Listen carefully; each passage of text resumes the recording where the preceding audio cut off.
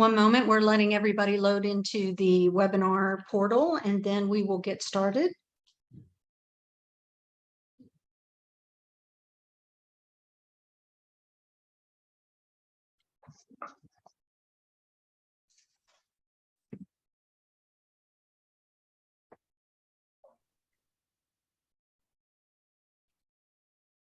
All right, hello and welcome to the Myositis Association's Empowerment Clinic on the ALS and IBM Connection, a veteran's perspective. I am Rachel Bromley, and I am TMA's Senior Manager of Patient Education, Support, and Advocacy, and I'll be your host tonight. Today, we have the honor of speaking with Dr. Tom Lloyd. Dr. Tom Lloyd is Associate Professor of Neurology and Neuroscience at Johns Hopkins University, specializing in degenerative diseases of the neuromuscular system, including inclusion body myositis, also known as IBM, as well as amyotrophic lateral sclerosis, ALS. After completing medicine internship and neurology residency at Johns Hopkins Hospital, he performed a postdoctoral fellowship in neuromuscular disorders to gain clinical expertise in muscle and motor neuron diseases. During his fellowship, he read over 300 muscle biopsies and continues to interpret muscle biopsies as a faculty member. His weekly clinic specializes in inclusion body myositis, and he serves as the director of the Muscular Dystrophy Association Clinic and co-director of the Johns Hopkins Myositis Center. He has seen over 200 IBM patients who are enrolled into a large prospective clinical study on IBM, one of the largest such cohorts in the country. He was the site principal investigator for the Novartis-sponsored clinical trial of bimagrumab in sporadic inclusion body myositis. Thank you, Dr. Lloyd, for being here. Also with us today, we have Jim Cressman. Jim Cressman enlisted in the U.S. Air Force in 1969 and proudly served a very rewarding 4 years active duty. 3 of those years were spent in Southeast Asia during the Vietnam War. After tech school at Keesler Air Force Base, he spent 2 years at Ubon, Thailand with the 8th Tech Fighter Wing and the final year at Udorn, Thailand. After his Air Force career, he traveled extensively as a field engineer throughout Central and South America, selling, installing, and maintaining large computerized industrial weighing systems. That experience opened the door to several other careers, finally settling on a career in financial and investment services. After many years working for one of the largest Wall Street firms, he began his own company in 1992 and retired with his wife, Mary, in 2016. Just prior to his retirement, Jim began to experience the symptoms of IBM. The diagnosis was confirmed in 2015 and resulted in needing to move from their 2-story home in the Chicago area to a single-story IBM-friendly residence. They chose to relocate to a very scenic area of far western Colorado, where they currently reside and thoroughly enjoy the tranquility of country living. Throughout the journey of dealing with IBM, Jim has read extensively articles available from some of the top medical IBM researchers. He now wishes to share this with other veterans in hopes of opening the doorway so they will be able to gain the disability benefits that have been denied for so long. Jim is a very active member in TMA's Military Veterans with Myositis Affinity Group. Thank you, Jim, for being here. We're very excited today to talk about IBM and ALS. I just wanted to say a disclaimer real quick. We probably have a lot of veterans in the audience. Neither of our panelists today are experts on veterans administrations. We can give some general guidelines, but that's the extent to the advice that we can give if you are interested in help with your disability claim. So Dr. Lloyd, you want to go ahead and get started? I'll spotlight you and you can share your screen.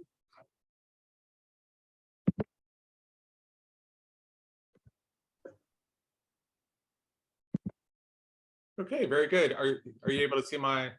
Yes. Okay, wonderful. Yeah, thank you so much for inviting me for this seminar, and it's really my pleasure to be here this evening. So I thought what I would do is first just for anyone who is not all that familiar about exactly what is inclusion body myositis, I'll start off with a little bit of a background on what we know about what is inclusion body myositis, and then actually talk about similarities and important differences between IBM and ALS. So first of all, what is myositis? I'm sure most of you have a general sense that myositis is inflammation in the muscle. In fact, the word myo in Greek means muscle, and itis means inflammation. And really all forms of myositis we call idiopathic, which means we don't understand what actually causes the inflammation in the muscle. And so the really scientific or medical term, if you will, for myositis is actually idiopathic inflammatory myopathy. And myositis, broadly speaking, is a very heterogeneous group of what we call autoimmune syndromes. Now, because IBM is in general very different from all the other subtypes of myositis, usually we consider IBM separately from other types of myositis. But it's important to sort of keep in mind what all forms of myositis have in common is really intense inflammation in the muscle, and at least in most forms of myositis, we think the inflammation is what is actually causing the muscle weakness and loss of muscles. Now, in many types of myositis, you'll often hear about involvement of the lung, joints, or skin, in some cases even the heart. So it's important to actually keep in mind that in IBM, it's really just a disease of skeletal muscle and does not affect the heart, the lung, the brain, or any other organ. Now, just a very brief sort of background of the immune system. I'm sure all of you are very familiar with it, especially recently with COVID and all this talk about vaccines and the immune response. But but in general, the idea is that your immune system is very complex, and it has to be able to rapidly respond to an infection, regardless of what kind of infection it is, a virus, bacteria, or evolutionarily speaking, parasites, fungi, things like that, right? But then once that infection is cleared, there also has to be a way to actually stop the immune system from actually cross-reacting or attacking other cells of your body. And so it's thought that what happens in autoimmune disease is that there is a problem actually down-regulating or dampening down your immune system after some sort of infection. And so the underlying theory of autoimmunity in general is that there is a trigger, whether it's an infection to some infectious agent or some, possibly an environmental exposure, which is certainly very, very relevant in the veteran population. It's possible, even chemicals or other environmental exposures may actually be the initial trigger of inflammation. That then leads to an immune response, which is initially very helpful, of course, in controlling the inflammation. But then in patients who develop autoimmune disease, we think that the immune system really goes wrong and starts to actually attack the body's own tissue. And in the case of myositis and IBM, that the target of that immune response is the muscle cells itself. So again, the underlying cause, is really not known, and it's really not known, in essentially any autoimmune diseases. In some cases, there are clear links between an exposure and developing an autoimmune disease. And one of the best examples of that is actually in myositis. So you may have heard of what's called immune-mediated necrotizing myopathy. And a subtype of that is called anti-HMGCR, which is a lot of letters, I apologize. But that form of IMNM, we think can actually be triggered by a statin. So it's exceedingly rare, but it's a great example of how an environmental trigger to a drug, so statins actually act on the HMGCR protein and gene, and so it's thought that that exposure is what causes that form of myositis. We still don't know what exposures or infection are causing or at least increasing the risk for developing IBM. Okay, so what does myositis look like under the microscope? So what I'm showing you here in pink is a muscle cell. So this is essentially, a normal appearing muscle cell, so it should look nice and pink. And then in blue here are the nuclei. So muscle cells have multiple nuclei. And what we see on muscle biopsy that allows us to actually make the diagnosis of myositis is the presence of these inflammatory cells. So all these cells in here are lymphocytes. Probably a lot of them are T cells, and T cells are the ones that actually invade muscle. I find MRI is useful to really understand what's happening inside the muscle cell.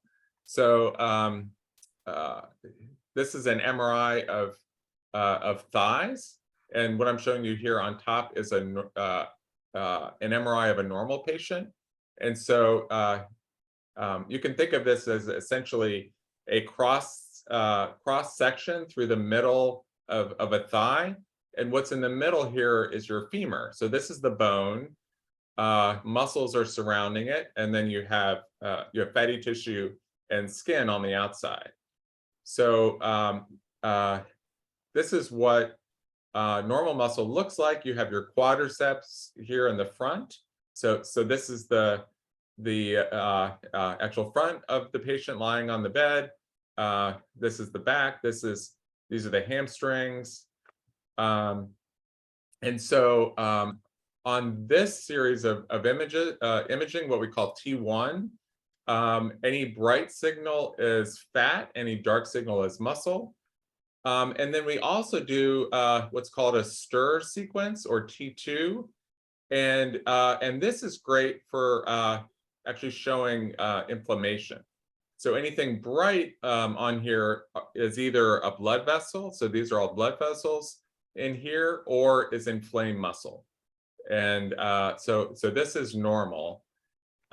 This, what I'm showing you down here, the second one, this is what you see in dermatomyositis.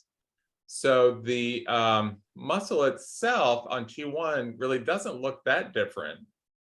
But when you look at the stir, you see this really bright signal. So there's a lot of inflammation going on in dermatomyositis. Now let's look at a typical inclusion body myositis patient.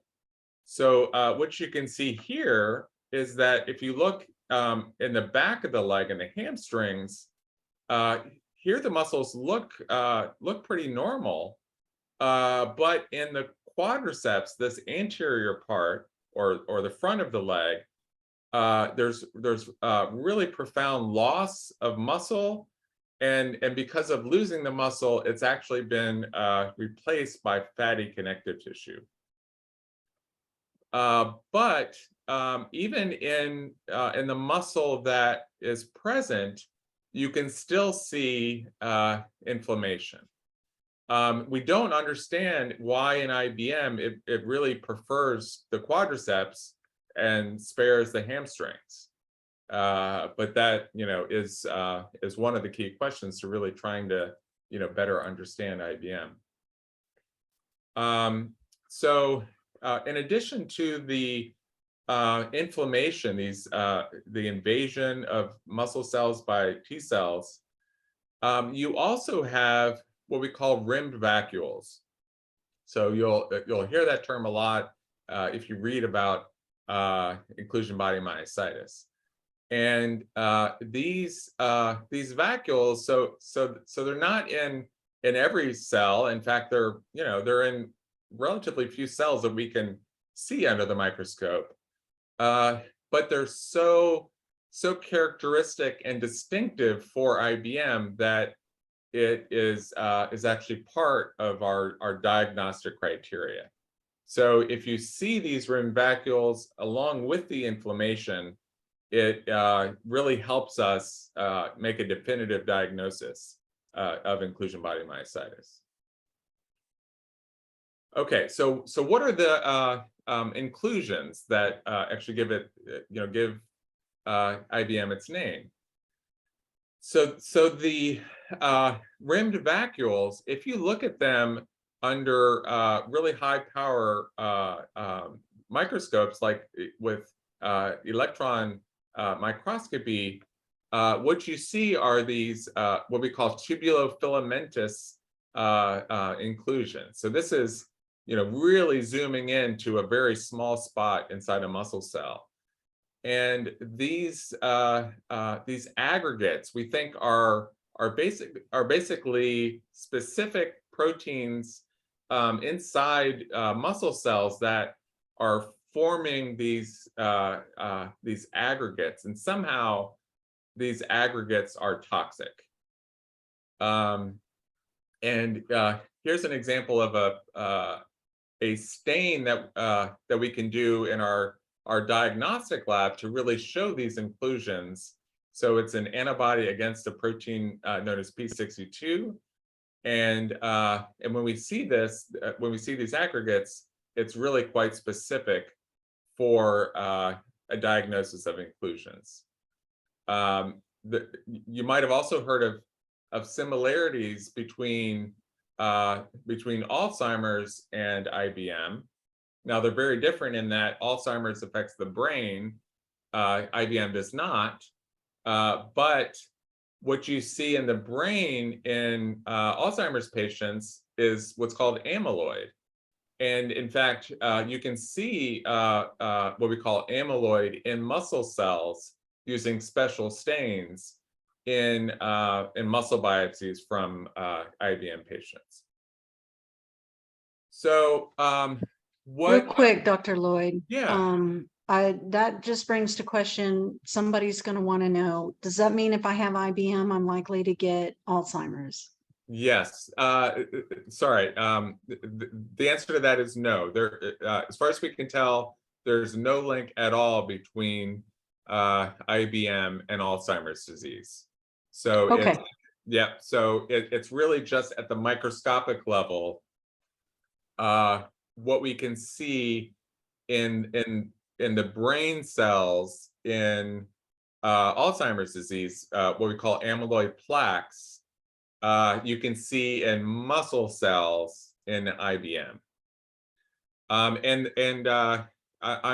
really glad you asked that, because it's also analogous to what we're going to talk about in terms of the relationship between ALS and IBM.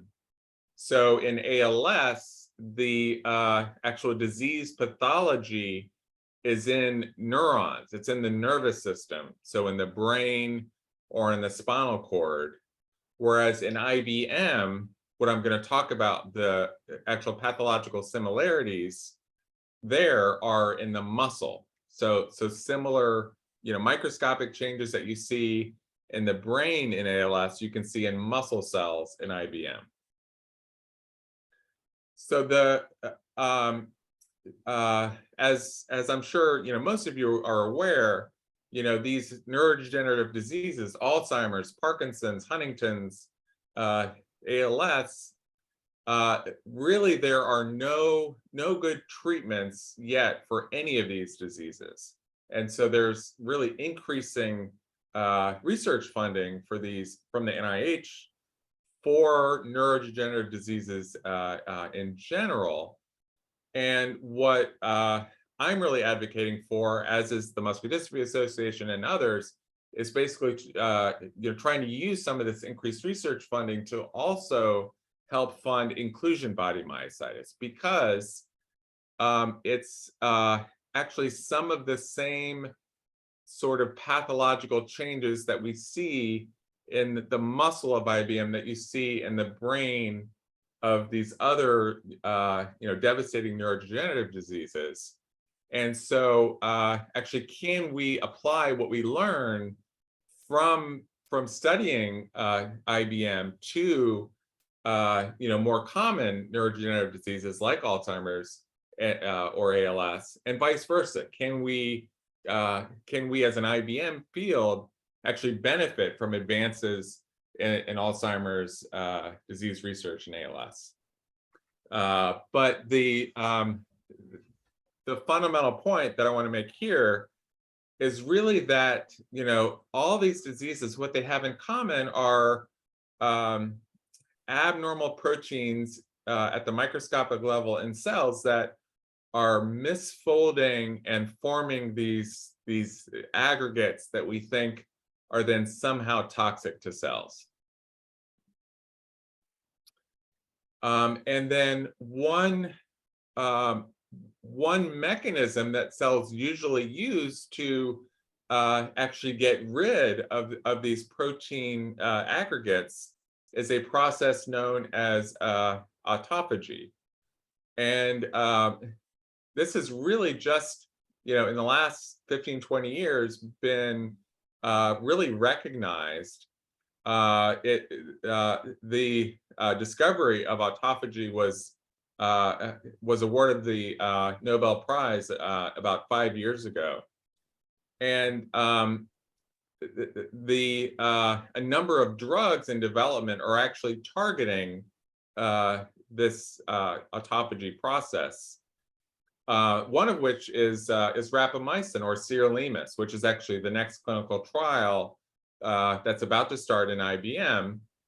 And it was tried, or it is being tried in ALS as well. And it's the same idea.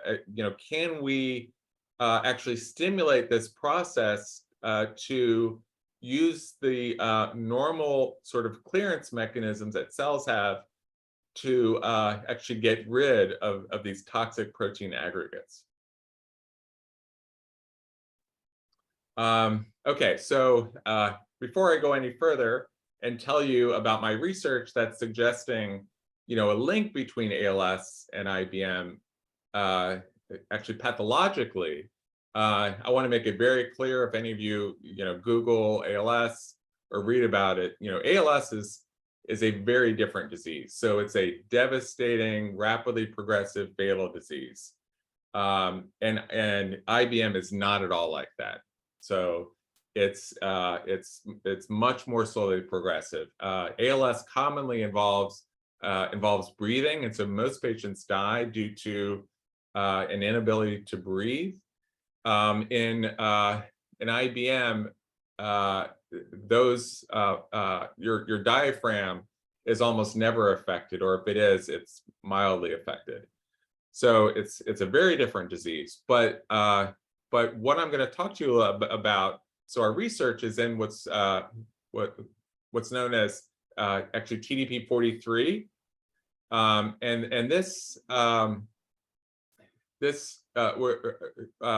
what our research is suggesting is that what we call TDP-43 pathology that we see in motor neuron cells in ALS is very similar to what's happening in muscle cells in IBM.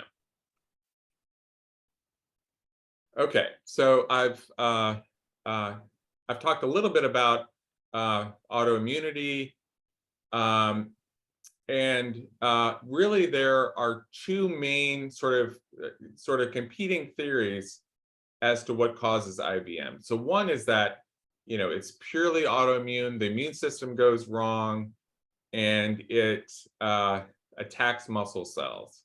And I've listed some of the evidence for that, you know, in the literature. The other theory is that it's actually more of a degenerative process, primarily, meaning that that something triggers the muscle cells to undergo degeneration, and that the immune system is basically coming in to help regulate that degeneration or clean things up, etc. And really, the strongest argument, I think, that that IBM may not be solely an autoimmune disease is that, you know, we have tried everything in terms of suppressing the immune system, in terms of really potent immunosuppressive drugs like steroids, and nothing seems to work. Now, many of you might have heard about this. There's a new drug in development from Abcuro, which is being developed by actually Steve Greenberg, which is targeting these CD8 T cells specifically that are invading muscle cells. So I do think we will actually learn from this clinical trial whether getting rid of these T cells really will slow or even stop progression of IBM. So I think that's a very exciting future upcoming clinical trial. I mentioned TDP-43, and I'm going to tell you more about what this protein is and the similarities and differences with ALS. And then I also want to mention there is a rare genetic disease which is called IBM PFD, or inclusion body myositis, or actually it should be called inclusion body myopathy because there's not much inflammation, with Paget's disease and frontotemporal dementia. Okay, so again, this is quite rare, so it's very unlikely that anyone listening today has this. And it's usually present in family members. So it's passed in what we call an autosomal dominant manner, meaning everyone in the family, all the descendants have a 50-50 chance of inheriting it. In some cases, they'll develop a bone disease. So Paget's disease is a bone, and then frontotemporal dementia is a type of dementia. Now, the reason why I mention it is it's been found that actually mutations in the exact same gene, known as VCP, or villosing-containing protein, the exact same mutations in some family members will cause IBM, in others will cause ALS FTD. So this is actually, you know, a direct genetic link between IBM and ALS FTD. Okay, but again, it's super rare, and actually the IBM that you see in patients with VCP is somewhat different from what we call sporadic IBM, which is the most common form of IBM. Okay, so I've talked about this degenerative hypothesis. Now, this slide is basically just a disclaimer to say, you know, I'm oversimplifying everything in this talk, of course. So it's everything is much more complicated than what I'm going to tell you. So, you know, everything is going to involve, you know, aging. It's going to involve your own personal genetics, and it's this interaction between, you know, aging, genetics, exposures, and potential autoimmune and degenerative processes. Okay, so all right, so now I'm going to tell you some recent work on TDP-43, which I think is exciting because I think it gives us a potential target for IBM treatment, but also I think strengthens this potential link between IBM and ALS. So there is a protein known as TDP-43, which, so I'm showing you here a neuron in the brain. So normally it's always in the nucleus of nerve cells, what we call neurons. In ALS patients, in the brain, what you see is that instead of you know, brown TDP-43 being in the nucleus like it should, it's now outside of the nucleus, and now you see a blue nucleus, and the TDP-43 is basically accumulating in these aggregates in the cytoplasm. You can also just see neurons that have just lost TDP-43, and we think it's actually the loss of nuclear TDP-43 that is probably what is driving neurodegeneration in ALS and FTD. So there's some recent research that really suggests it's not so much these cytoplasmic aggregates that in the past everybody thought was the problem, but it's probably that they've lost this really critical protein, TDP-43, from the nucleus. Okay, so what does TDP-43 do, and why is it so important? So this is complicated, and I apologize, but the basic idea is that all your genes are encoded by DNA. That DNA is then turned into what we call RNA, and normally you have what's called RNA splicing, which takes these building blocks of the gene and puts it together in order to form a functional protein. Okay, and so what TDP-43 does, it binds to hundreds of different genes all throughout your genome, and it actually prevents including what we call cryptic exons. All right, so each of these boxes here is called an exon. That's part of an RNA that's being made. And that when there's normal splicing, all these little blocks are put together such that they are then translated into a normal functioning protein. And so in the absence of TDP-43, now you get this block here that shouldn't be there, and that essentially it really blocks the entire code so that you no longer make a normal protein. So it leads to synthesis of defective proteins. Okay, and I think for the sake of time, I want to give Jim as much time as possible. I'm just going to quickly, get to the bottom line. So the bottom line is that, about more than 10 years ago now, we saw, what I showed you happens in ALS also happens in muscle cells in IBM patients. So this is a stain for TDP43.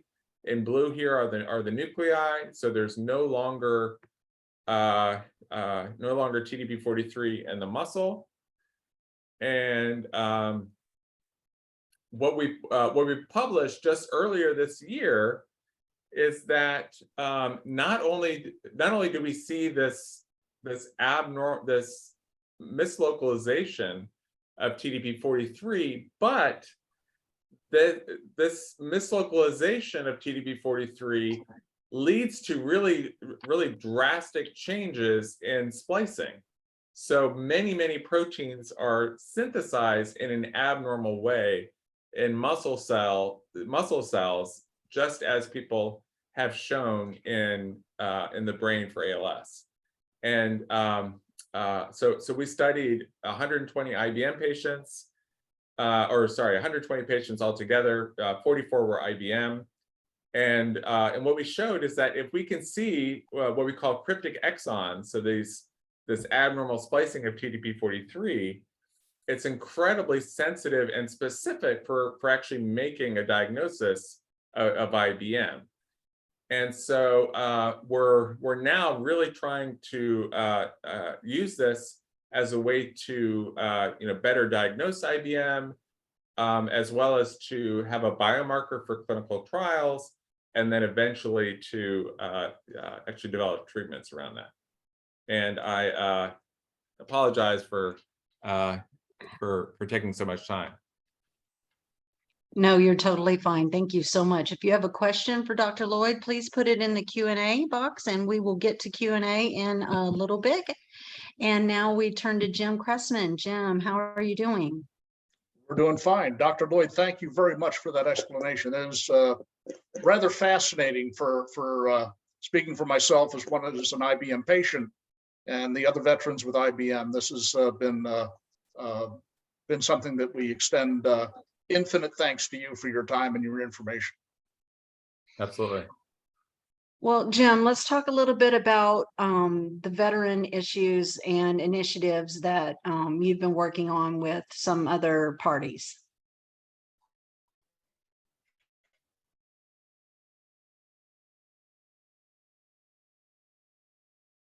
Did we lose you?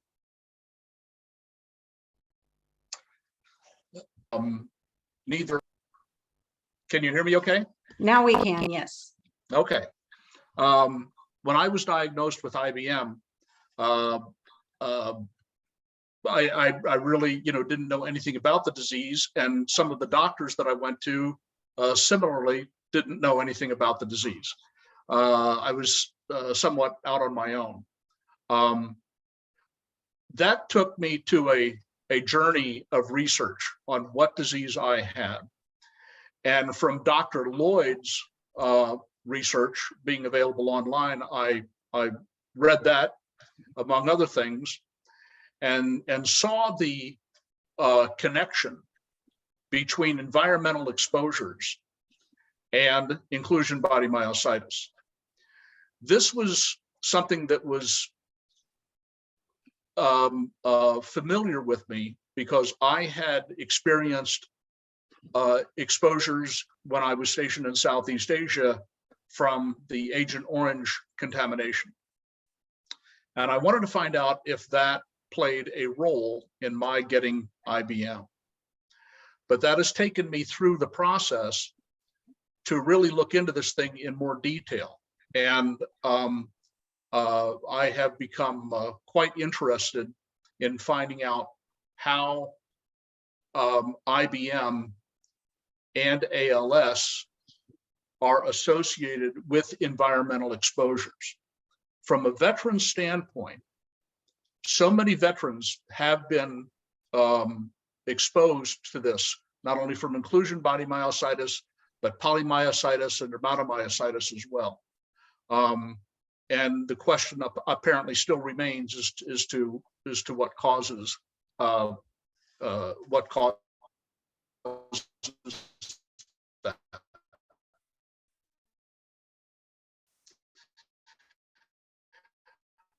Let's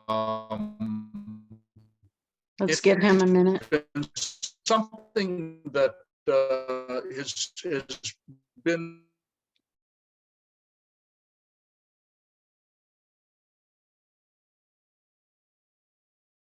Can you hear me? Yes, Okay. Am I breaking up somehow on the audio? you were, but right now you're fine. So let's try again. But Okay. if it happens again, we may move on to our Q&A. But go Indeed. ahead. Yeah. No, I was just saying that my journey through this has been one of just trying to find out the causes of inclusion body myositis, how they relate to ALS.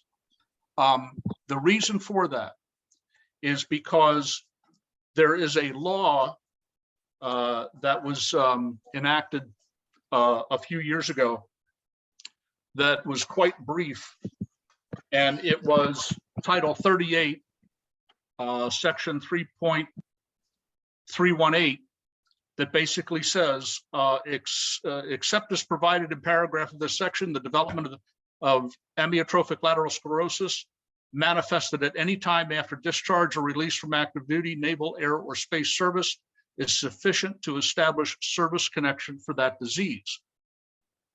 That just basically says that there's no criteria other than active duty. Given the similarities between ALS and inclusion body myositis, what we are trying to do now, our goal, meaning the veterans, are trying to establish that same criteria to establish inclusion body myositis as a what they refer to as a presumptive service-connected disability. In other words, if you were in the service and got ALS at any time after active duty, you would get disability benefits. For the purpose of the veterans that have inclusion body myositis, we're now trying to establish that same criteria for those veterans. And you feel if you can connect it to ALS, which already has presumptive, then it might be a little bit easier for the VA to go along with that. Indeed, there have been cases where some veterans have applied and almost universally denied when they put a claim in. But on appeal, that appeal goes to the Veterans Board of Appeals. And there have been several cases now where on appeal, those have been ruled favorably to the veteran. And by no small part, that appeal has been accompanied by a letter that Dr. Lloyd wrote, for which there is endless gratitude for you, Dr. Lloyd, for writing that letter, because it has helped a lot of veterans and will continue to do so. I will also tell you that my claim is on appeal, and I have included that letter from you. So again, many, many thanks for writing that letter, because it's going to help a great many veterans. Thank you. What challenges have you accounted so far? What challenges have you come across as you've been doing this advocacy work? The biggest challenge is finding responsible people within the government to enact this change. There are two ways to get a change made through the Veterans Administration, one of which is through the Secretary of Veterans Affairs has the ability to make a rule change. We attempted to do that. Unfortunately, that has not come to fruition. And it's not by they won't do it. It's just the organization that was claimed to want to help us had a change of heart. We will continue following. We're not going to give up on that. The other challenge that we faced was seemingly more difficult, and that is communicating with elected officials that have the power to introduce legislation to help the veterans. To get a hold of these people is almost impossible. And it's been quite frustrating. If there is an open door of communication, even for a moment, where we can explain all of this to those people who can indeed introduce legislation into Congress, it would be massively helpful to us. But as of yet, the challenge that I have realized thus far is that we cannot get that communication between the elected officials that can introduce that legislation, and so here we sit on our hands hoping to remedy that. What advice do you have for veterans applying for disability for their IBM? Back in the 90s, after the Vietnam era, there was a multitude of veterans coming home with massive numbers of different cancers and illnesses and conditions, that a law was passed, and that law was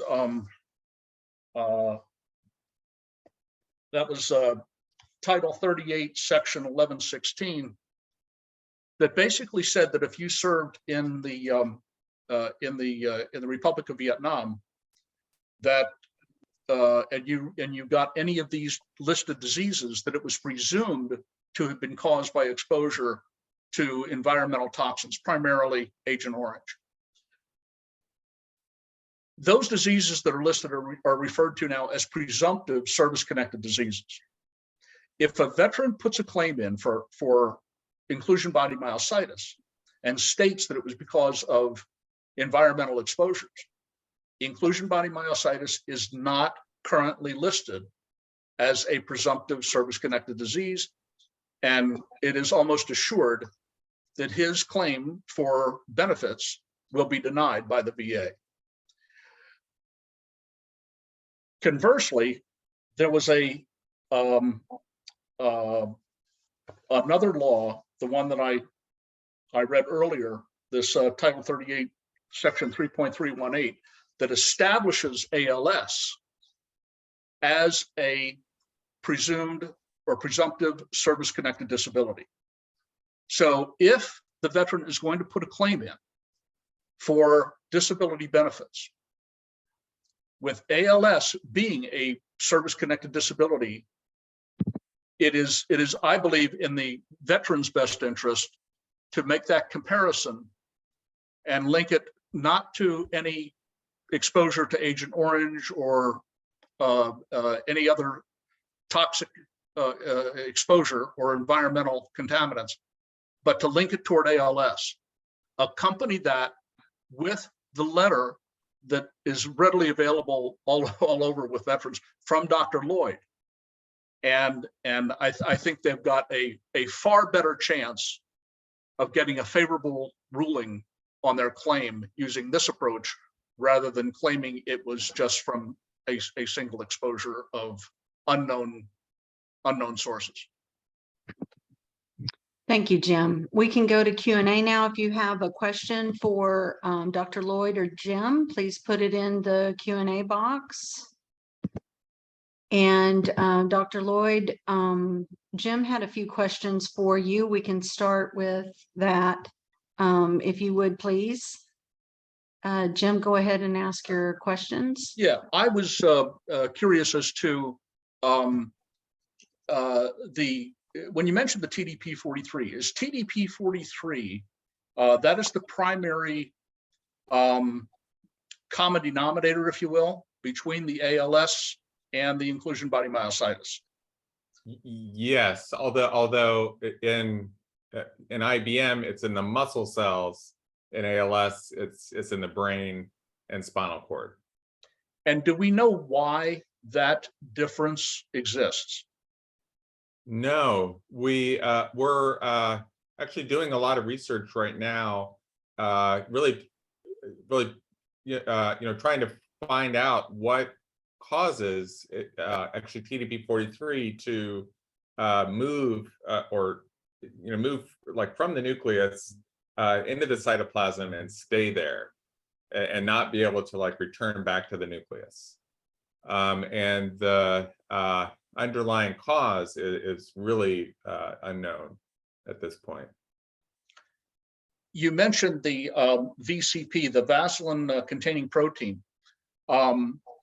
does this protein interact with the TDP43 to a degree where that is the causative effect of the TDP43 moving out of the nucleus? And if so, what influences the VCP to act in that fashion? Yeah, that's a great question. A lot of research is being done on VCP. I would say VCP, it is a very very complicated molecule that is involved in a lot of processes in the cell. But one of those processes probably is involved in basically preventing actually TDP43 from aggregating in the cytoplasm so that it is able to return to the nucleus normally. So there are clear biological links between VCP and TDP43. In your experiences,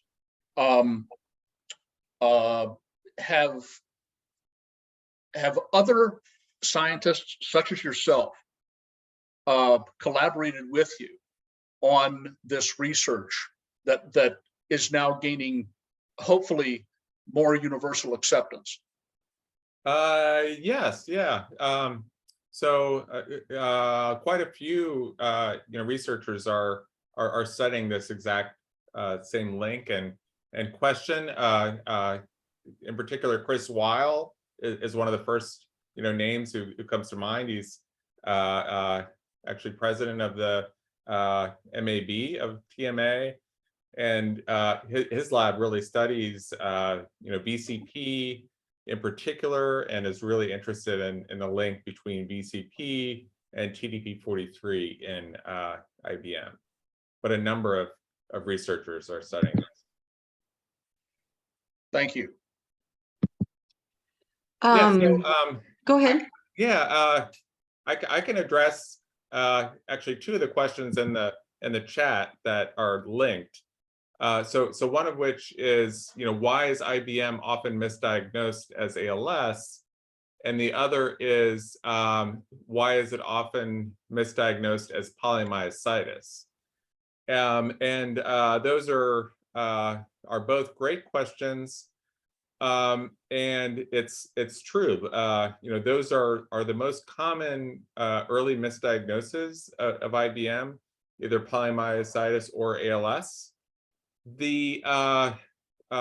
Quite frankly, the main reason it's misdiagnosed is simply not enough doctors are familiar with IBM.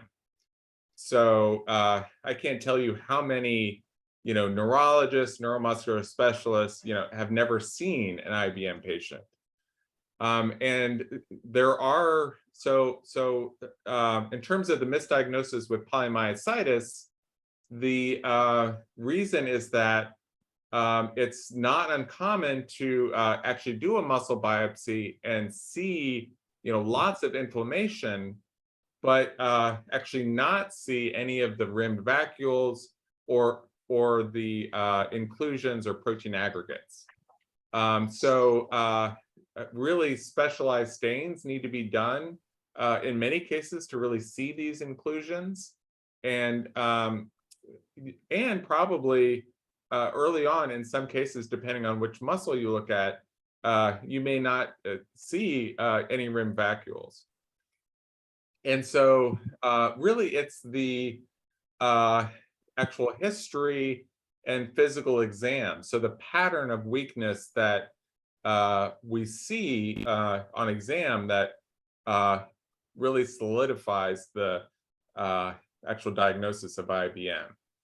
So in ALS, the exam is usually very different.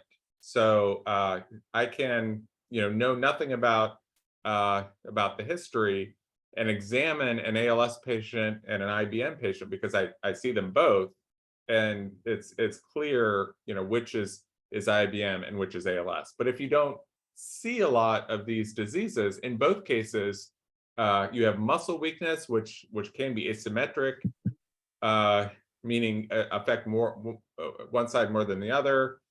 In both cases, you have muscle atrophy, so loss of muscle. So if you're not a specialist, then I think it can be tricky.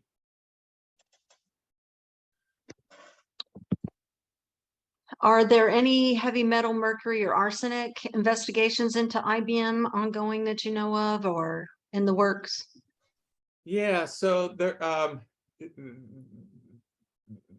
there's a group at the NIH that actually has been doing a lot of epidemiological studies, trying to really link exposures to developments of different types of myositis. And as far as I know, that research has not found a clear smoking gun in terms of like, one particular type of exposures as to increasing the risk of IBM.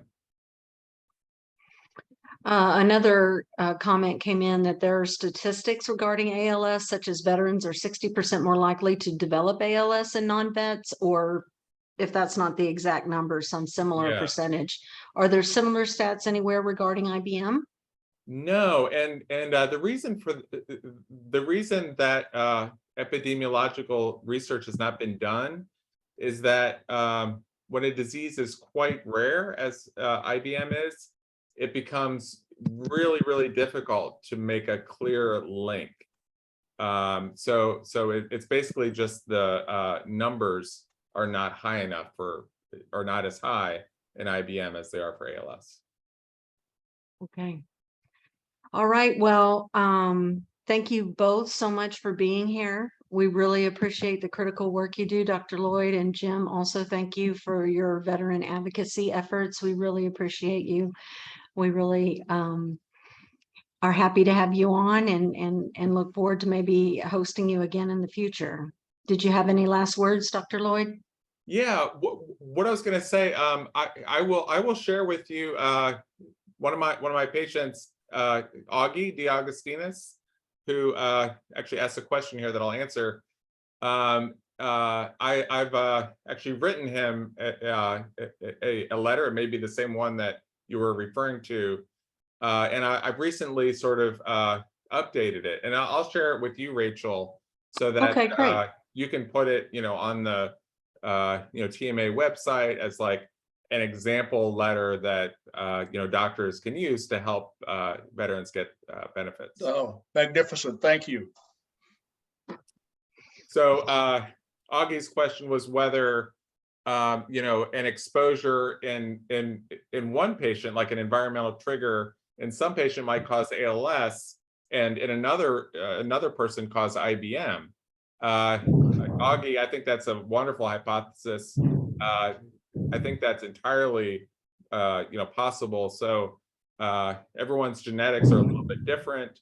I can tell you, I have an IBM patient and his uncle who both worked in the same business and had the same exposures to a lot of toxins, and both actually developed IBM. So undoubtedly they shared the same genetics, right? And so it's probably that's combination of genetics, exposure, aging, etc.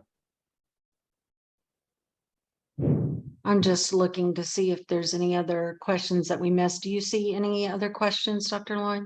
Yeah. Are we going to be cut off right at 7 because of the webinar? No. Oh, okay. Yeah. No, I'm. We can go as long as you have time and there's questions. Sure. Yeah. No. I'm happy to take as many questions as there are. Yeah. So in terms of like exactly which chemicals, what are called forever chemicals in IBM, I'll be honest, I'm not the best person to actually talk to in terms of actual chemical exposures and and how they affect cells and some of the research that's being done. I think that is very interesting and important research, but it's not something. It's not an area of research that I've been involved in. But I think it's a very important area of research. There was a question about Abcuro, if you saw that. Oh yes. So yeah. So why am I excited about that trial? Um, yeah. So I'll tell you why I'm excited, because for decades now, there's been this ongoing debate as to whether these T cells that we can actually see invading what appear to be normal myofibers in IBM, right? Like that's really the main thing that you see in a muscle biopsy, are all these T cells that seem to be attacking muscle. So I think with Dr. Greenberg's trial, this new antibody, we will have an answer. I don't know if it'll work or not, but everything that he's done to date shows that it will help get rid of these T cells that may be contributing to what's causing IBM. So even if it doesn't work, I think from a research perspective, it will answer the question, so that we know this age-long debate as to is it autoimmunity, is it neurodegeneration, or is it both? I think we'll be answering a key part of the puzzle with that trial. A while back, a researcher got hold of an IBM cadaver for spinal autopsy. Are you aware if they had any neural findings? Yeah, that's a great question. We've talked about doing some of that research.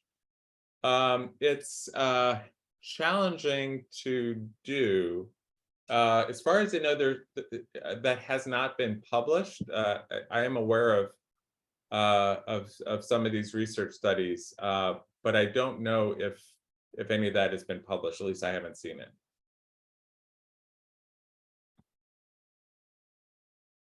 Okay. Any relationship between sleep disordered breathing, SDB, and IBM? Not that I know of, although there is an increased prevalence of sleep disordered breathing in IBM, and I've usually attributed that to sort of weakness of the oropharyngeal muscles, and I do have some patients that have been diagnosed with sleep apnea and benefit from wearing a CPAP machine at night. So when IBM patients tell me they have a lot of fatigue, if they're not sleeping well, one of the first things I'll recommend is actually getting a sleep study, because sometimes you actually can see sleep disordered breathing, and there are treatments for that.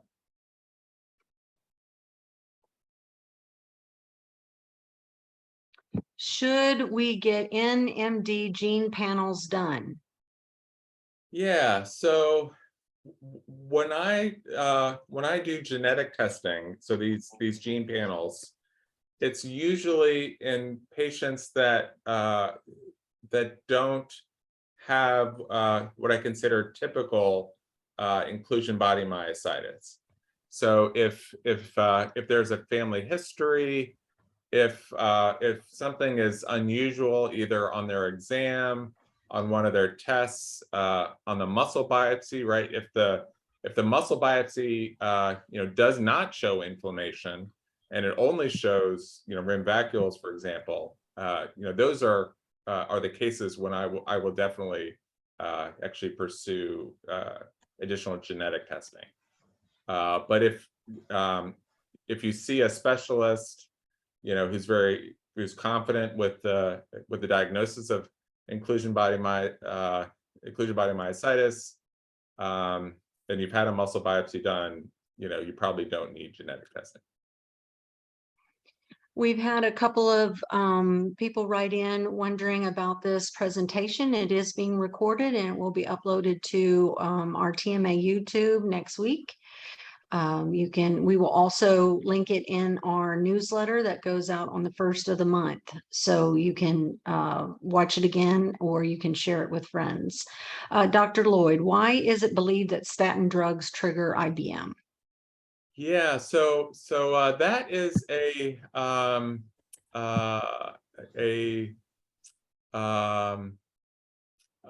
myth, I would say.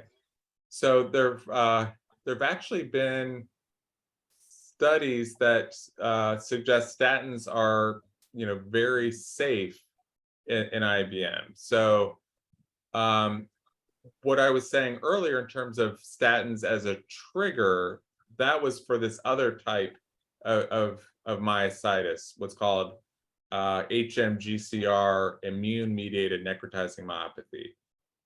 There's really no evidence that I'm aware of that statins are a trigger for IBM.